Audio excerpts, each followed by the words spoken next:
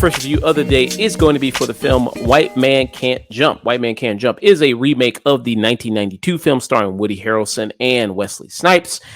Basically the same kind of premises here, where you have two street ballers who end up kind of hustling people for money.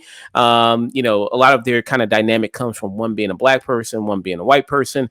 And it's like, hey, you being a white guy who, and this version of the movie is played by Jack Harlow. A lot of people are going to think maybe, you can't play ball. You're not going to be very good, especially the way that he comes in dressed. Yeah, he's dressed like an LA granola hipster, and we already know the dude can't rap, so why could he play ball? Yeah, you know what I mean? So we already kind of have that there. So yeah, he kind of is like, giving your kind of offbeat kind of look, a lot of people are going to think they can, take a lot of money from you, and from us, so we can kind of team up there. I would say about this 2023 version, they're not the same characters as Woody Harrelson and Wesley Snipes. They got different names. They have different motivations. In this, you have Sinqua Walls, who plays Kamal. His whole story is that he was like a former high school prodigy, star high school player. Due to an incident that happened, he kind of fell out with basketball, and he kind of gave up a lot of his kind of aspirations and dreams there, and kind of gave up on that. Jack Harlow's character, he plays a character called Jeremy, and with Jeremy, he still has aspirations of playing professional basketball, but he's had severe injuries in his life, knee injuries such, which is kind of preventing him from that, and he wants to win a lot of money and get a lot of money, because it's like, well, if I get a lot of money, maybe I can get these surgeries done and be much better, and then I can be better at pursuing at my dream of playing professional ball.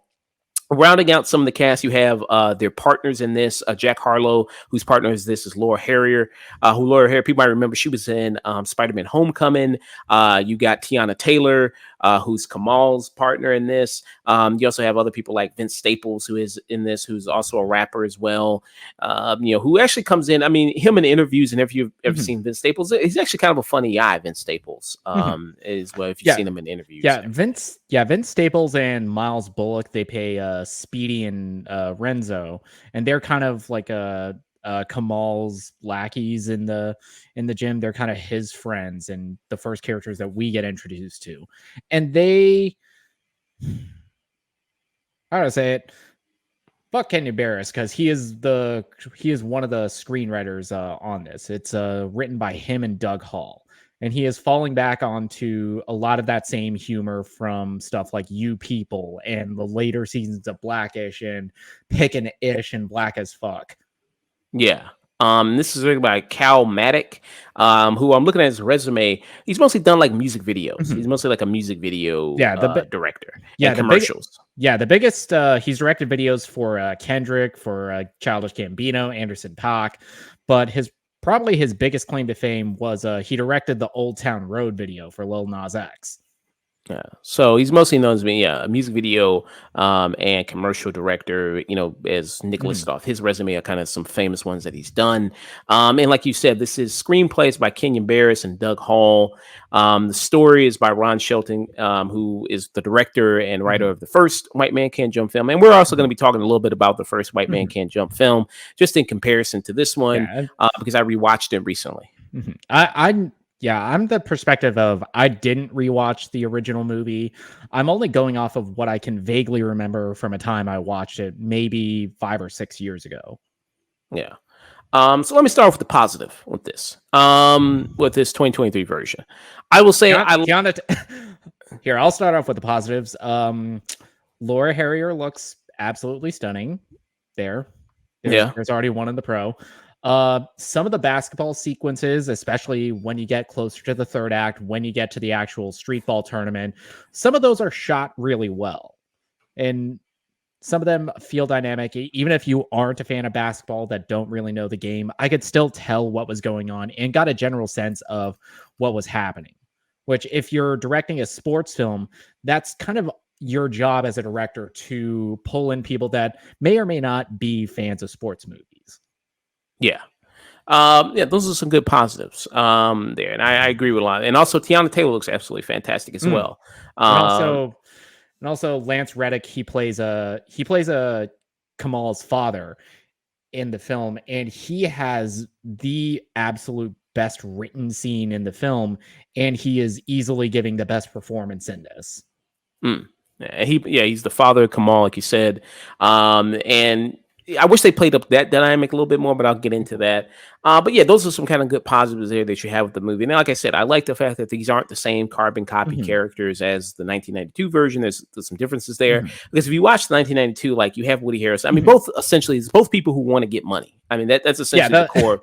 I yeah, mean, they yeah, from what I remember about the 92 movie and from rereading the synopsis of it on Wikipedia, the 92 film is shockingly dark. It's kind of like a precursor to something like Uncut Gems almost. Yeah, that's exactly what I was thinking. Like with Woody Harrelson's character, he's basically like Adam Sandler in Uncut Gems. Like he can't stop. Like once he's ahead, he can't just keep getting. He just can't just stay there. He's got to keep betting and betting more and doing. It's like you know what I mean. Like it's a couple of scenes away from being really something as dark as something like Uncut Gems. Yeah, And it's it's like scenes where it's that close to it. It's like one of the side plots is I think Woody Harrelson's character is in debt to the mob at one yeah, point, so they come by and threaten him, and yep, like they break into his house at some point in the movie. And here, it's like they try to go there, but ultimately, this movie feels completely toothless. yeah. Like you said, with the 1992 version, it has some kind of edge to it of the darkness of it. Like you said, Woody Harrelson's in debt. He's And we're got to not, pay them. yes, some darkness to it, and we're not just talking about Wesley Snipes. Uh, Uh, yeah, I mean it's got that kind of to it, that darkness to it that's in the movie, that gives it a little bit of edge to it, and it's also something that, like I said, Woody Harrelson almost has this gambling addiction, just constantly kind of just keeps gambling over and over, and I would say the chemistry. Thank you, mhm. Jamal, for the 20 bits, man. And I would say the chemistry between him and Wesley Snipes is very good because they just keep Mhm. hating each other. You know what I mean? Pretty much throughout the whole movie, they have this friendly they, kind of frenemy type relationship yeah, where they, they kind of keep going yeah, one over on each other. Yeah, they're just beefing the entire movie, and that's what makes that first movie that's what makes the original movie kind of as iconic as it is. It was like an early performance from Woody Harrelson. It was one of Wesley Snipes' coming out parties. Because I think prior to that, Wesley was mostly known as an action star, and White Men Can't Jump was one of the first times people started to realize, damn, this guy has some legitimate acting chops and some comedic timing. Yeah. Yeah, the chemistry between them worked kind of really well. And you had these movies where, like I said, the main goal is them just still getting money. With Mhm. Wesley Snipes' character in this, his whole thing was like moving his family out of the hood. Like he's like, I want to get Mhm. out of this neighborhood. He's in Vista Views. He's like, I want to, take my wife and my kid out of here, get something better for myself. Woody Harrelson's character has Rosie Perez, who's his partner, who, she's also wants better. She wants more, and she's putting up with him, and like I said, they have this frenemy type relation with this kind of, they're just constantly bickering, constantly arguing, which they do in the 2023 version as well. Mhm. And one thing about Kenya Barris's writing, here is, I would say, one of the things, constant racial humor. Yeah, This is the thing in You People, and then yeah, also when he did Coming to America. Yeah, Kenya Barris is the return of that like 90s comedian where their entire act was white people do it like this and black people do it like this. It's the yeah, return of that style of humor, except it's done with a cadence that kind of tricks people into thinking it's funny. yeah. Which they do racial humor in the original version too in Mhm, 1992. But it feels like every 5 minutes or mhm. every 3 minutes there's a racial joke in the 2023 version. Yeah, It's making commentary on it. yeah, from what I remember of the 92 version, there were other jokes besides just falling back onto racial stereotypes. And that's all that Kenya Barris has in this movie. Yeah, because there's scenes like in the original version where Woody Harrelson is driving the car and Wesley Snipes is in it along with Rosie Perez and he's listening to Jimi Hendrix. It's like, man, what you know about Jimi Hendrix? You don't actually, you can't actually listen. You can actually hear Jimi Hendrix. You're white, you're a white guy, and and everything like that. And there's a moment where he goes like, this is music, you can't hear it. Mhm. And he talks about how Jimi Hendrix had a black rhythm section. And if you know Jimi Hendrix Yeah. experience, he was the only black guy in the band. All the other band members were white, and he didn't know that. And he's looking at the album cover. He's like, "Oh shit!" He's like, "Man, they ain't white, man. Come on, man. That's fake fucking Yeah, picture." and that's probably the biggest thing that you can say between the 92 and the 2023 version, because they looked at the 2020 with the 2023 version, and I think their pitch was, let's do everything that was in the 92 but worse.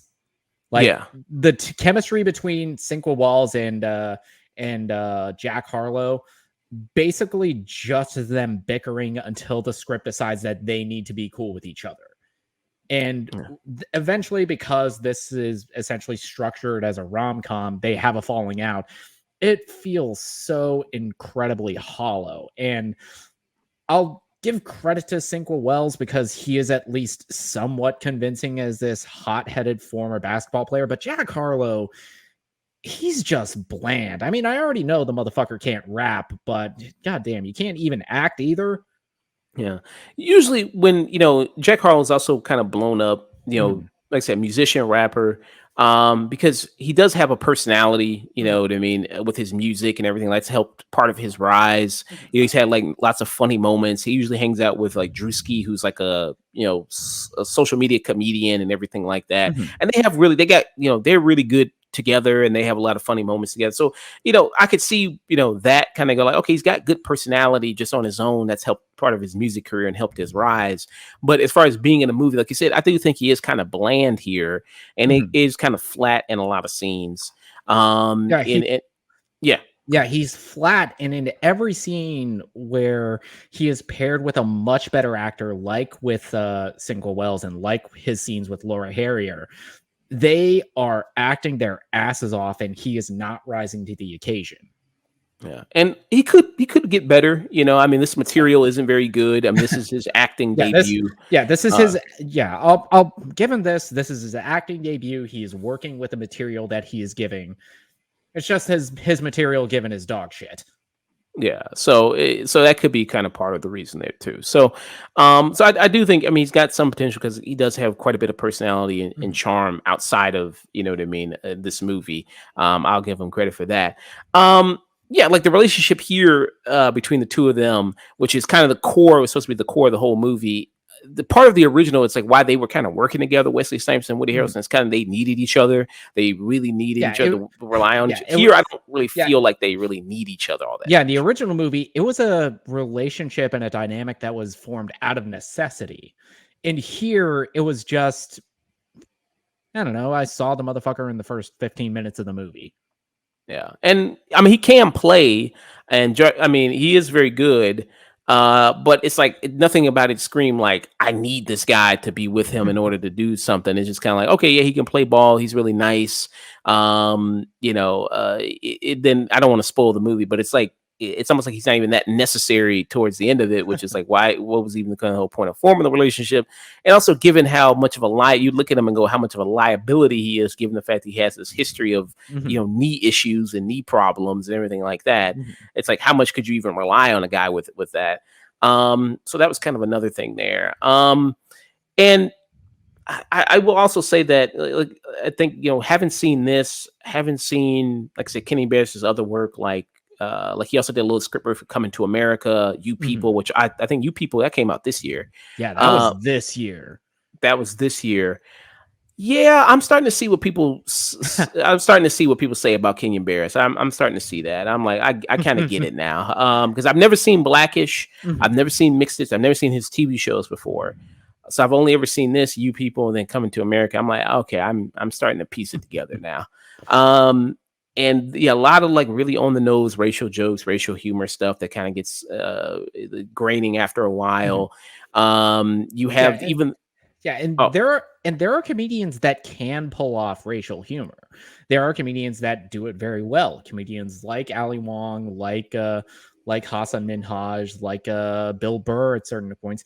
They do really good at pulling out racial humor, but actually diving deep into it and not going for the obvious jokes. And that is all Kenya Barris has. yeah. It's a lot of, what I mean, white guy jokes, black guy jokes, everything like that.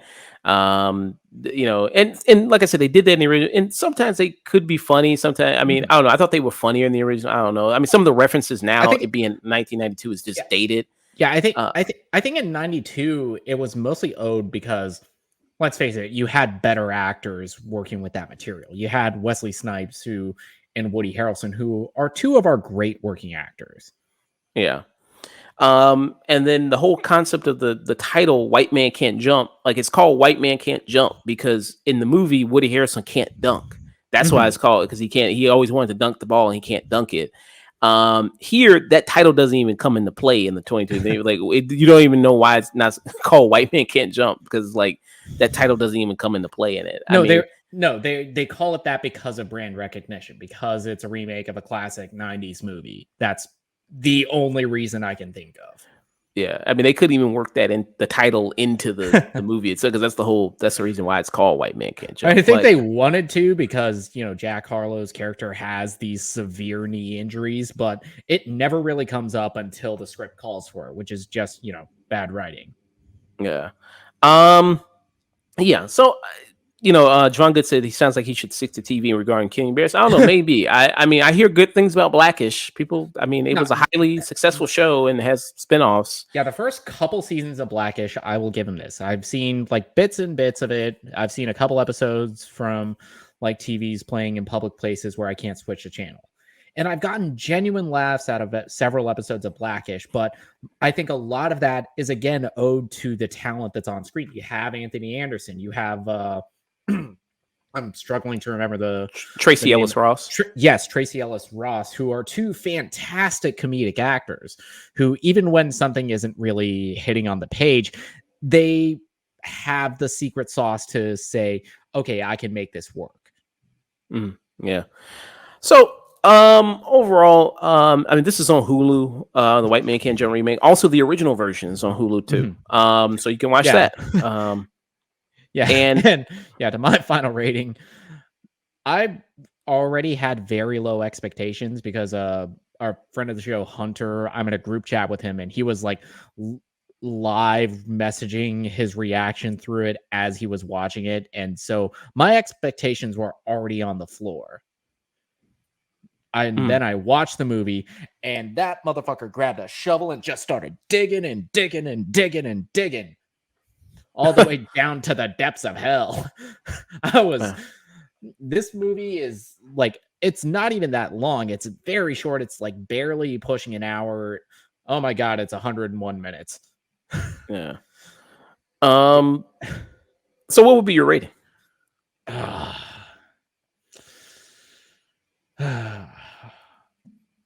My first initial reaction, my just like gut reaction watching this movie, I want to give this a waste of fucking film, but what the movie does well, I can't deny it that. I think some of the basketball sequences are really engaging. I think Lance Reddick, as one of his final performances, he is knocking it out of the park, especially uh, to give credit to Sinqua Wells, who is the other end of that scene. And it takes two to tango, and that is the best part of the movie. And I think Tiana Taylor and Laura Harrier, they do the absolute best in trying to make at least bronze out of shit because, you can't make gold. But Jack Harlow, Sinqua Wells, they have zero chemistry. The jokes completely fall flat. I have to say, skip this movie on Hulu and go watch anything else. Literally anything else. Stuff like Vacation Friends, stuff like The Princess, stuff like Predator, Prey, or Hellraiser before Hulu decides to remove it from their platform for no fucking reason. Yeah. Yeah, I don't have a lot of hate towards it, so I wouldn't give it a Mhm, burn it or waste a fucking film. mhm, I'm just gonna give it a skip it. mhm. and everything like that. I don't think you're missing out on anything by not seeing it. I like I said, I don't think the chemistry between the two leads are that Mhm. good. Lance Reddick as the dad, I don't know. I think he's just okay. I wasn't really that blown away by him. I think the material's Mhm. kind of weak for him there. They try to give a little story to Laura Harrier and Tiana Taylor. Tiana Taylor, like he's trying to do the money. He's trying to get a lot of Mhm. money so he can open up a shop Mhm. for Tiana Taylor's character, give her own beauty shop. And then Laura Yeah. Harrier, she wants to be a choreographer. She wants to pursue Mhm. that, but she's being held back by Yeah, Jack she's get Harlow. And yeah, she's, like, getting calls to choreograph for SZA, which yeah. guess who they wanted to cameo in the movie, and I guess said no. I guess nobody can make some calls to get SZA in here, I guess. But yeah. So yeah, I mean, you got try to give. I like they'll say try to give the love interest some story Mhm. there to give them something, give them more interest and hobbies and aspirations and goals there that they try to give them, which was nice. Yeah. So for me, I just give it a skip it for White Man Can't Jump. I'd say the original is better. Yeah. I think you got a lot going on. I think it's funnier. You got a lot of more kind of classic scenes in there. Mhm. Like there's a scene where they're playing street ball, and one dude he goes, I'm gonna get one. He's like, I got the money. I'm gonna get the money. He goes and gets his gun from his car, then goes to try to rob a store. Then the store guy, he's like, man, I know it's fucking you, man. You know what I mean? Like, and he sells him the gun. So I thought there was some kind of good scenes in here. And they try to do a scene like that in the newer version. He's like, oh, he's gonna get a flamethrower, which I thought that was kind of crazy. I thought that was kind of funny. He's like, he went to go got a flamethrower. Yeah, so yeah, I think you'll be better off just watching the original one. Which I think the original one is maybe a high stream it, low tune Mm. in for that. All right, so that was White Man Can't Jump.